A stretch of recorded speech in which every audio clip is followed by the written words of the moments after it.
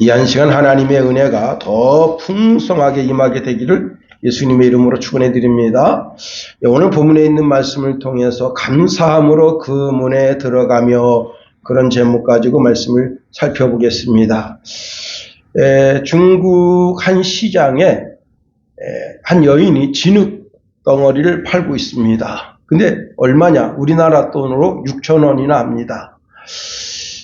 그런데 그 진흙 덩어리를 사 먹으려고 수많은 사람들이 길을 서서 그 진흙 덩어리를 사려고 합니다. 그런데 한 사람이 이제 돈을 내고 그 진흙 덩어리 하나를 사니까 그 아주머니가 그 진흙 덩어리를 땅바닥에 놓고 꼬챙이를 탁탁 두들기니까 그 진흙 덩어리 안에는 무엇이 들었느냐? 옥수수잎으로 또는 이제 그 다른 이파리로 이렇게 쌌는데 그 안에 그 이파리를 제치니까 통닭이 들어있어요. 이것을 뭐라고 말하는가 하면 거지 통닭이라 그렇게 말한다고 합니다. 거지 통닭. 한 도둑놈이 부잣집 닭을 훔쳐가지고 도망을 가서 이거를 닭을 요리를 해 먹어야 되는데 요리를 해 먹을 방법이 없는 거예요. 그래서 이걸 어떻게 하면 해 먹을까 궁리궁리 하다가 닭을 진흙으로 싸서 불에 집어넣었다가 꺼낸 것이 그 연유가 되었다고 합니다. 중국에서는 닭 한 마리 6,000원에 팔린다 하지만 우리나라에서는 진흙구이라 그래서 이게 한 마리가 꽤 비싸게 팔리는 줄 압니다. 여러분 진흙 덩어리 한 덩어리 누가 6,000원 주고 사겠어요? 그 속에 뭔가 중요한 것이 들었으니까 그런 것이 아니겠습니까? 그런데 진흙 덩어리인 우리 속에 그리스도가 담겨 있으면 하나님이 천하디천한 진흙 덩어리인 우리를 온 천하에서 가장 귀한 것으로 여기신다 하는 겁니다. 우리 육체 속에 사탄의 영이 들어가 보세요. 귀신의 영이 들어가 보세요. 천하의 몹쓸 인간 되는 겁니다. 그런데 우리 육신 속에 그리스도의 영이 담기면 최고 보배로운 인간이 되는 거예요. 하나님이 친히 이렇게 말씀하십니다. 내가 내 눈에 보배롭고 존귀하며 내가 너를 사랑하였은즉 내가 너 대신에 사람들을 내어주며 백성들이 내 생명을 대신하리니 말씀하십니다. 나를 구원하시기 위해서 하나님의 독생자 예수를 이 땅에 보내주셔서 그 모든 피를 다 땅에 흘리고 그 몸에 있는 모든 물을 흘려서 우리를 구원하시고 우리를 보석처럼 여기신다 하는 겁니다. 그런데 이 보석도 가만 놔두면 그 빛을 잃어갑니다. 여러분 다이아도 계속 닦아줘야 돼요. 금반지도 계속 닦아줘야 됩니다. 시계줄도 이렇게 닦아줘요. 융으로 잘 닦아줘야 그게 반짝반짝 빛이 나게 됩니다. 그런 것처럼 우리 영혼을 날마다 빛나게 하는 것이 뭐냐면 예수 그리스도의 피로 우리의 영혼을 닦아줘야 되는 거예요. 우리 영혼이 죄로 물들면 그 죄를 물든 영혼을 그리스도의 피로 자꾸 닦아줘야 여러분 그것이 가치 있게 빛나게 되는 인생이 되는 겁니다. 여러분 육신이 죄지면 어떻게 해야 되죠? 육신이 죄진 것에 대한 대가를 치러야죠. 교도소에 들어가서.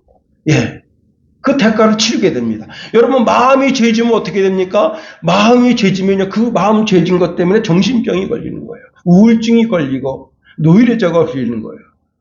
제가 어제 이제 설교 준비하기 전에 어떤 강사가 이런 이야기를 합니다. 하루에 7번 정도 안아주면 그 마음의 우울증이 사라지고 정신질환이 걸릴 염려가 없다 하는 거예요.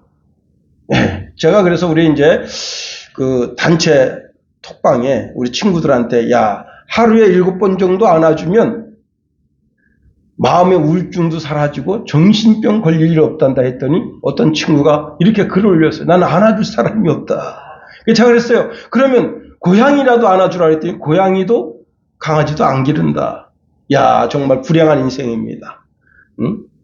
여러분 옆에 있는 남편을 안아주고 옆에 있는 자녀들을 안아줄 때 그때 내 마음에 있는 우울증 그런데 내 영의 그 죄를 씻는 방법은 다른 것이 없어요. 내 영의 죄를 씻는 유일한 방법은 오직 예수님의 피로 내 영의 죄를 씻는 겁니다.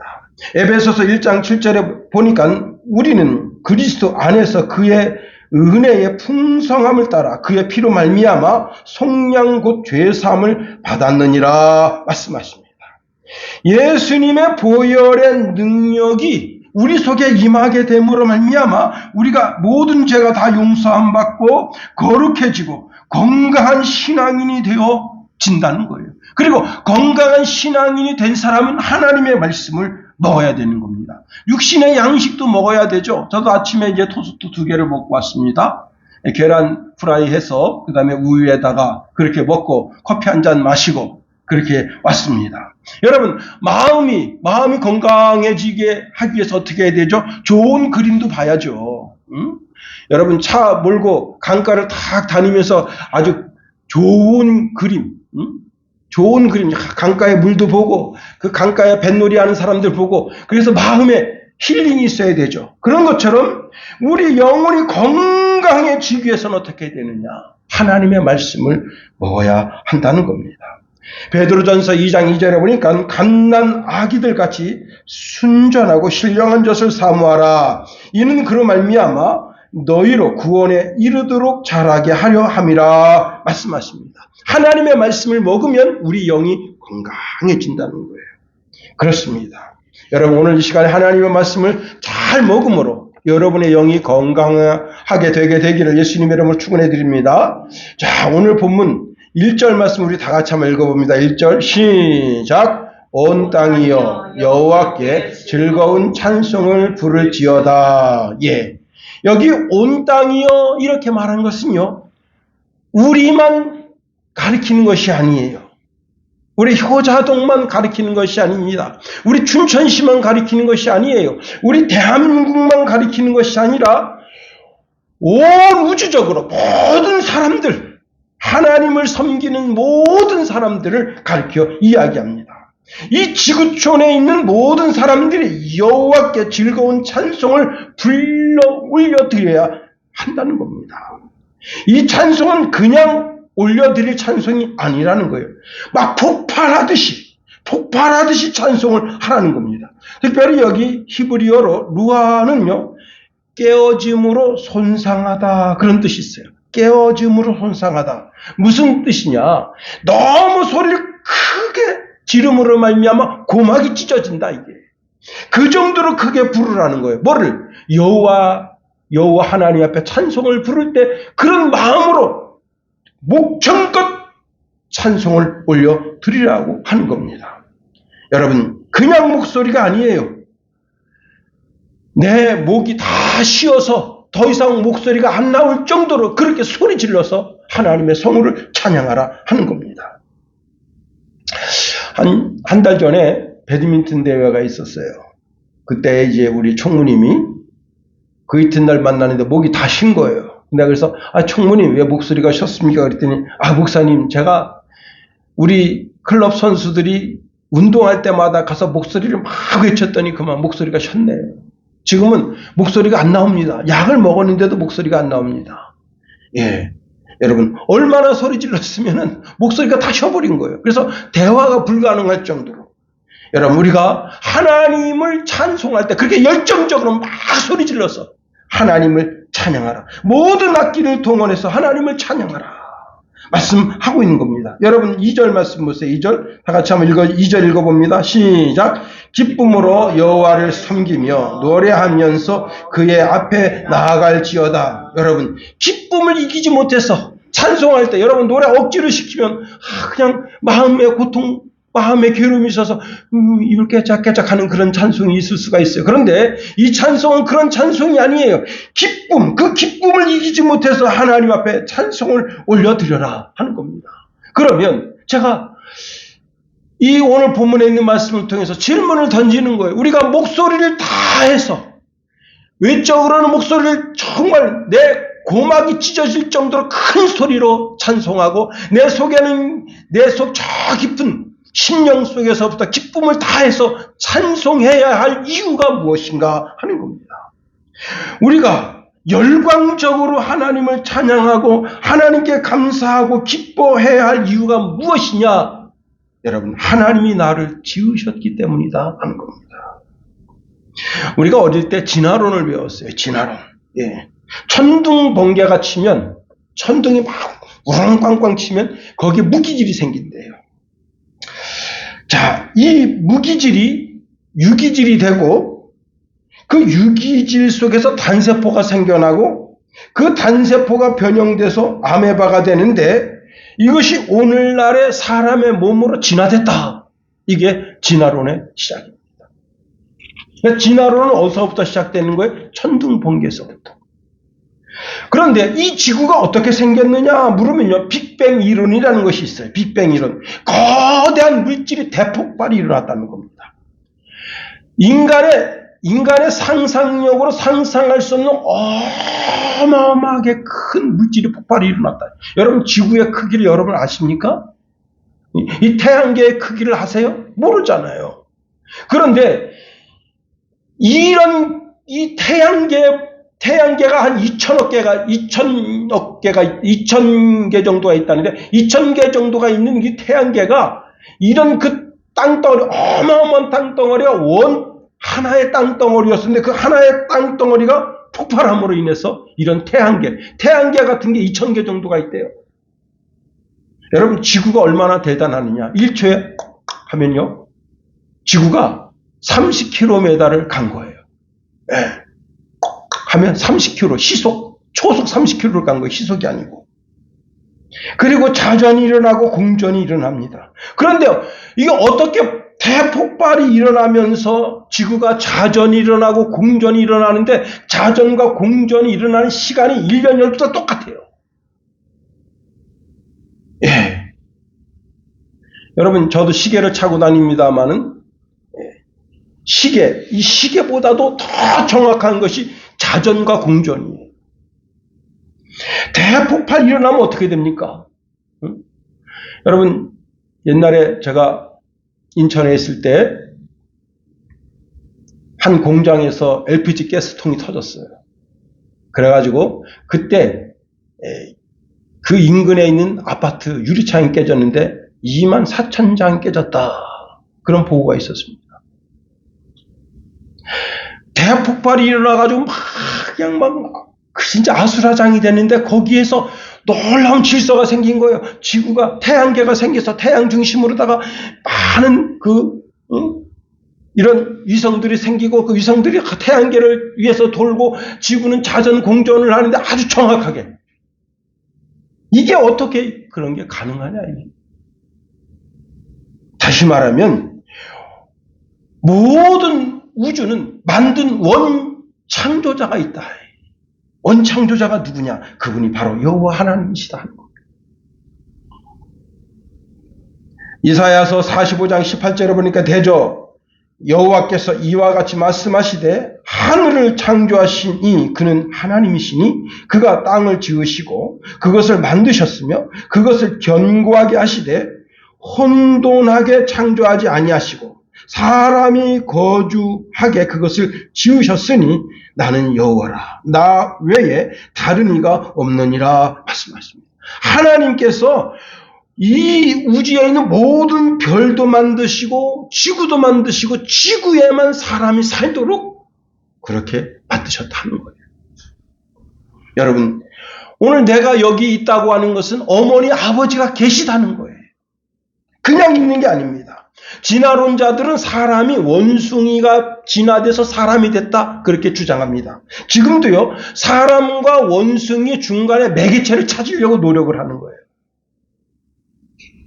그 사람과 인간의 중간인 매개체가 그것이 이제 어디 있느냐, 그걸 찾으려고 아주 안달복달 난 겁니다. 그런데 지구상에는 그러한 중간고리가 존재하지 않습니다. 시편 기자는 온 우주를 하나님이 만드셨다 라고 고백합니다. 시편 8편에 보니까 주의 손가락으로 만드신 주의 하늘과 주께서 베풀어 두신 달과 별들을 내가 보오니 사람이 무엇이기에 주께서 그를 생각하시며 인자가 무엇이기에 주께서 그를 돌보시나이까. 그는 하나님보다 조금 못하게 하시고 영화와 종기로 간을 씌우셨나이다 말씀합니다. 우리는 하나님이 만드신 창조물이라 하는 거예요. 그렇습니다. 우리는 하나님이 만드셨다. 우연히 만들어진 존재가 아니라는 거예요. 시편 139편 13절 16절을 보면 이렇게 말씀합니다. 주께서 내 내장을 지으시며 나를 모태에서 만드셨나이다. 내가 주께 감사하옴은 나를 지으심이 심히 기묘하심이라. 주께서 하시는 일이 기이함을 내 영혼이 잘 아나이다 말씀합니다. 하나님이 나를 지으셨다. 하나님이 나를 만드셨다. 나는 하나님의 창조물이다 하는 거예요. 두 번째로 우리가 열정적으로 하나님을 찬양하고 감사하고 기뻐해야 할 이유는 뭐냐면, 여러분, 나는 하나님의 것이다 하는 거예요. 우리 한번 3절 말씀 다시 한번 읽어봅니다. 3절 말씀 참 중요해요. 3절 시작. 여호와 우리 하나님이신 줄을 너희는 알지어다. 그는 우리를 지으신 이요 우리는 그의 것이니 그의 백성이요 그의 기르시는 양이로다. 우리는 하나님의 것이다. 하나님의 것. 이 하나님의 것이라고 하는 말은 하나님께 속했다는 거예요. 이걸 깨닫는 인생은 구원에 이르게 되는 겁니다. 예수님이 태어나기 700년 전에 마소라라는 학자들이 있었어요. 이 학자들은 성경 연구가들이고 성경을 번역한 사람들인데, 이 사람들이 오늘 본문에 3절에 있는 우리는 그의 것이니라는 구절을 이렇게 해석했습니다. 뭐라고 해석했느냐? 그는 우리를 만드셨고 우리는 그의 것이며 우리는 그에게 속해 있다. 하나님께 속해 있다는 거예요. 여러분, 온 우주가 하나님께 속해 있고 지구가 하나님께 속해 있고, 그런데 나도 하나님께 속해 있다 하는 거예요. 나는 하나님의 것이다 하는 겁니다. 여러분, 나는 내 거야 이렇게 소유권을 주장하는 사람은 어리석게 되는 거예요. 그런데 나의 소유권이 하나님께 있다고 시인하는 사람은 지혜롭게 되는 겁니다. 가장 현명한 사람이 되는 거예요. 나의 소유권은 나에게 있지 아니하고 하나님께 있다. 나는 하나님에게 속한 사람이다 하는 겁니다. 여러분, 우리가 자동차가 있어요. 자동차가 있으면 내가 그 자동차를 지키죠. 거기다가 블랙박스도 달고 자동차가 어디에 있었는지 그 위치도 다 확인하고, 내 집을 내가 지킵니다. 내 지갑 내가 지킵니다. 여러분, 이탈리아에 그렇게 쓰리꾼이 많대요. 이탈리아에 가면 여행하실 때 지갑이고 핸드폰이고 아주 기중품을 잘 감춰야 됩니다. 여러분, 이탈리아가 그렇게 잘 사는 나라가 아닙니다. 여러분, 프랑스가 그렇게 잘 사는 나라가 아니에요. 영국도 그렇게 잘 사는 나라가 아닙니다. 우리나라가 잘 사는 나라예요. 우리나라는 세계 7위, 8위 그 정도 무역국가고 잘 사는 나라입니다. 전 세계 많은 사람들 우리나라에 와서 야, 대한민국 왜 이렇게 잘 살게 되었냐? 다른 게 없어요. 5,000년 역사, 여러분 5,000년 역사 중에 계속 중국한테 의도 터지고, 여러분 러시아에 의도 터지고, 그 다음에 일본에 의도 터진 나라가 한국이에요. 그런데 100년 그 어간에 우리나라가 너무 잘 살게 된 거예요. 그럼 너무 잘 살게 된 이유가 뭐냐? 다른 게 없어요. 우리가 하나님의 것이 된 거예요. 우리나라가 하나님에게 속한 나라가 된 거예요. 이 나라에 복음이 들어온 거예요. 이게 참 신은 놀라운 겁니다. 생각의 자유. 주님이 이렇게 말씀하십니다. 진리를 알지니 진리가 너희를 자유케 하리라. 이 생각의 자유가 실로 무서운 거예요. 그렇습니다. 여러분, 내 건 내가 다 지켜요. 특히 여행 갈 때는 지갑을 잘 지켜야 됩니다. 핸드폰을 잘 지켜야 돼요. 귀중품을 잘 지켜야 돼요. 여러분, 가방도 잘 지켜야 됩니다. 가방 어디 살짝 놓고 가면 다 훔쳐가요. 프랑스에 어떤 여자가 있는가 하면, 그 쓰리꾼만 사진 찍는 여자가 있어요. 프랑스 여자인데 그 여자가 쓰리꾼만 사진 찍습니다. 이 여자는 쓰리꾼입니다 하고 사진 찍어요. 그 여자가 다 피해서 도망갑니다.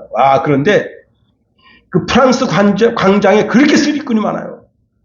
프랑스 그 에펠탑 광장에 관광 나온 사람들이 어마어마하게 많습니다. 근데 그 중에 반은 다 쓰리꾼이에요. 저 사람한테서 뭘 훔칠까? 그거 연구하고 가까이 옵니다. 가까이 와서 핸드폰 빼가고 지갑 빼가고 가방 훔쳐가고. 어떤 한국의 지혜로운 여행가가 하도 그 에펠탑 근처에서 하도 잊어먹으니까 이번에 자기 집안에 똥종이를 잔뜩 집어넣었어요. 그 가방을 메고 와서 허술하게 하고 와서 가져갔습니다.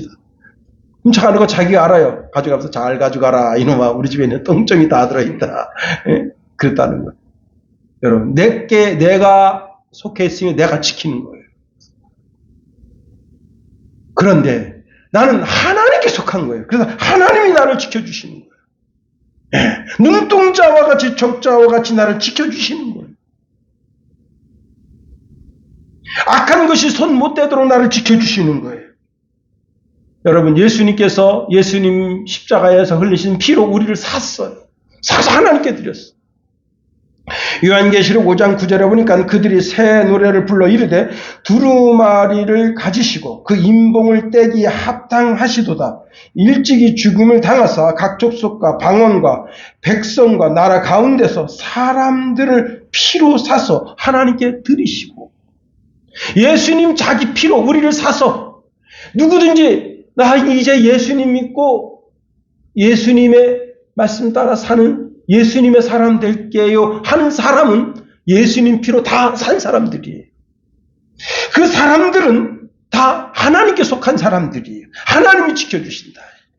하나님이 보호해 주신다 하는 겁니다. 그렇습니다. 여러분, 우리는 다 하나님께 속한 사람들이에요. 하나님이 눈동자와 같이 적자와 같이 우리를 지키시고 보호하시고 인도하시는 거예요. 그런데 여러분, 사람을 사면 내가 돈 주고 샀어요. 그럼 종이에요, 종. 돈 주고 사면 다 종입니다. 그런데 하나님은 우리를 종의 자리에 두질 않으셔요. 하나님은 우리를 어디에 자리에 두시는가 하면 자녀의 자리에 두십니다. 자녀의 자리에 두시고 그리고 하나님의 나라를 상속할 수 있는 상속권을 주시는 거예요. 그뿐만 아닙니다. 우리 하나님은 우리가 이 땅에서 하나님의 은혜 가운데 하나님의 복을 받아 누리며 살기를 원하신다. 예수님이 이 땅에 가난하게 되셨어요. 예수님이 이렇게 가난하게 되시면 우리로 하여금 부요함을 받아 누리도록 하기 위해서 가난하게 되신 겁니다. 그래서 예수 믿는 나라들은 다 잘 사는 거예요. 예수 믿는 가정들은 다 잘 살게 하시는 거예요. 여러분, 우리나라가 잘 살게 된 게 예수 믿어서 잘 살게 된 거예요. 생각의 자유화. 이게 참 무서운 겁니다, 이게. 사상의 자유화. 이게 참 무서운 거예요. 응? 오늘 아침에 제가 이제 새벽 예배 갔다 와서 한 유튜브를 보는데 여학생입니다. 20살 먹은 여학생이 전 세계 모든 사람들이 자가발전기 하나 가졌으면 좋겠다. 그런 생각을 가졌대요. 자가발전기. 여러분, 그런데 그 자가발전기가 뭔가 봤더니 그게 별거 아니에요. 그냥 이게 물속에다가 이게 놔두면 물이 흘러가면서 프로펠러가 돌아서 전기 발전하는 거예요. 그런데 여러분, 미국에 전기 안 들어간 동네마다 전기 넣어주는 그런 과학자가 있습니다. 예. 디스커버리에 나와요. 그 사람은 전 세계 돌아다니면서 전기 없는 시골 동네 가서 이렇게 발전기를 해서 전기를 만들어서 그 집에다 넣어줘요. 그런 일을 합니다. 그런데 그걸 축소시킨 거예요, 조그맣게. 그런데요, 여러분, 이 22살 먹은 이 여학생이 이제는 26살 먹었습니다. 그때 생각한 아이디어를 가지고 지금은 그게 전 세계로 팔려나갔는데 여러분 600억 원어치 팔아먹었대요. 이야, 이런 창의적인 생각을 어떻게 하느냐 이게. 창의적인 생각. 하나님을 닮아서 하나님 쫓아 창의적인 생각을 하게 되는 거예요. 여러분, 우리는 하나님의 자녀, 하나님의 나라를 상속할 수 있는 상속권을 우리에게 주신다 하는 거예요. 더 나아가 우리가 열광적으로 하나님을 찬양하고 감사하고 기뻐할 이유가 뭐냐? 우리는 하나님의 기르시는 양이다 하는 겁니다. 우리 3절 말씀 다시 한번 또 읽어봅니다. 3절 시작. 여호와가 우리 하나님이신 줄 너희는 알지어다. 그는 우리를 지으신 이요 우리는 그의 것이니 그의 백성이요 그의 기르시는 양이로다. 여러분, 그의 백성이요 그의 기르시는 양이로다. 그의 기르시는 양이로다. 그 말은 뭐냐면 그 목장 안에 있는 양이라는 거예요. 하나님의 목장 안에 있는 양, 하나님의 눈길이 머무는 양이라는 거예요. 당근에 이런 광고가 나왔습니다. 개 찾아가세요. 근데 그 개 사진을 찍었는데 개가 기가 죽었어요. 이렇게 하고 눈을 아주 그냥 불안하게 그 사진 찍는 사람 쳐다보고 있습니다. 제가 그 사진을 우리 이제 프로젝트가 있으니까 한번 보여줄까 그 생각도 가졌는데 하고 불안하다. 자기 주인이 자기를 벌컥한 거예요. 전봇대에다 묶어놓고 갔어. 근데 그 사람이 그 사진 찍어가지고 이 개 버린 주인은 개 찾아가시오. 흰둥이에요. 근데 세파트 그 피가 섞여 있는지 꼬리가 이렇게 좀 말려 있더라. 여러분, 개도 주인이 잃어버리면 그렇게 하고 기가 죽어요. 쥐가 세파트라도 주인이 자기를 벌었으니까. 여러분, 어제 뉴스에 보니까 2027년까지 개고기를 없앤다. 2027년 이후에는 개고기를 먹지 못한다. 그날 가봐야 알겠지만 개팔자가 주인 잘 만나면 상팔자 됩니다. 개 무덤도 있고요. 개 보험도 들어있고요. 제 아는 분은 개 수술을 해줬는데 240만 원 들여서 개 다리가 탈구된 거 수술해줬대요. 여러분, 지 부모가 엉덩이뻘 이 뼈가 탈구되면 240만 원 들여서 수술 안 해줍니다. 그런데 강아지 새끼, 영하 조망만한 강아지 새끼 탈골 일어났다고 240만 원 들여서 고쳐줍니다. 그런데요, 주인 없는 양도 그렇게 신세가 쫙합니다. 알래스카의 한 절벽에 수십 마리 양이 그 절벽에 붙어 있어요. 까까지 듣던 절벽에 붙어 있는데요. 이 양들이 그 밑에 가면 푸른 풀밭이에요. 맑은 시내가 흘러. 그런데 그 밑에 내려가지 않습니다. 왜? 거기 내려가면 거기 누가 있느냐? 늑대가 기다리고 있어요. 양 내려오길 기다리고 있어요. 풀 뜯어먹으러 내려오면 잡아먹습니다. 맑은 시냇물이 흘러요. 그 물 마시러 내려오면 잡아먹습니다. 이 알래스카 그 절벽에 있는 양이 제일 두려워하는 게 뭐냐? 독수리입니다. 이 알래스카 절벽에 있는 양은요, 표범도 두려워하지 않아요. 늑대도 두려워하지 않습니다. 곰도 두려워하지 않아요. 왜? 그 절벽에 달겨들 동물이 없어요. 그런데 가장 두려워하는 게 독수리예요. 독수리가 날개치면서 샥 가서 탁 발로 쳐가지고 슉 났다 딱 나오면 그냥 100m 정도 낭떠러지게 떨어져서 골절이 일어나서 죽어요. 그럼 그때가 뜯어먹습니다. 참 알래스카의 양이 참 신세가. 그러니까 하늘에 독수리 뜨면 다 발발발 떨어요. 주인이 없어서. 영국 웨일즈의 한 산악 지역에 양 한 마리가 800m 절벽 위에 붙어 있어요. 그래서 이것을 발견한 주민이 동물보호협회에다가 신고를 했어요. 그런데 출동했는데 그날 악천후야. 바람이 어마어마하게 불어요. 그러니까 그 동물구호단체 그 대원이 산꼭대기에서 그 줄을 내려가지고 그 양을 구하러 내려가는데 못 내려간 거야. 그렇게 해서 일주일 버텼어요. 양이. 일주일 지난 다음에 다시 이제 그 구조대가 동물보호협회 그 구조원이 다시 산에서 줄을 띄워서 그 양에게로 갔습니다. 양이 얼마나 그 주인을, 그 사람을 보고 반겨하는지 그냥 폼에 푹 안겨요. 그래서 그 양을 다 밑에 내리는데 그 양 주인이 그 양을 기다리고 있습니다. 양이 얼마나 배가 고팠는지 여러분 정신없이 풀 뜯어먹고요. 물을 마십니다. 주인 잃어버렸던 양이 주인 찾았다. 여러분, 양도 그러할진데 예수 그리스도를 알지 못하는 사람들은 마귀의 밥입니다. 사단의 밥이에요. 이 세상에는 영혼 사냥꾼이 있습니다. 제가 오늘 이제 아버님 모시고 이렇게 딱 오는데 8호 광전 직전에 뭐가 있느냐? 베르시트라고 하는 커피집이 있어요. 히브리어로 써 있습니다. 깜짝 놀랐어요. 근데 거기가 뭐냐? 신천지. 예. 야, 히브리어로 써 있구나. 아, 여기 예수 믿는 사람이니까 들어가야지. 거기가 영혼의 사냥꾼이에요. 마귀의 소굴입니다. 이만희가 살아계신 여호와 하나님이래요. 만군의 주래요. 영혼을 도둑질하는 마귀입니다. 여러분, 온 인류를 다 거짓과 죽음으로 몰아넣는 자들이에요. 그렇습니다. 오직 예수님만이 우리의 목자가 되신다. 예수님이 이렇게 말씀하십니다. 요한복음 10장 11절에 나는 선한 목자라. 선한 목자는 양들을 위하여 목숨을 버리거니와 사꾼은 목자가 아니요 양도 제 양이 아니라 이리가 오는 것을 보면 양을 버리고 달아나나니 이리가 양을 물어가고 또 해치느니라 말씀합니다. 예수님만이 우리의 선한 목자가 되신다는 거예요. 예수님만이 우리의 주가 되신다는 거예요. 그걸 분명하게 해야 되는 겁니다.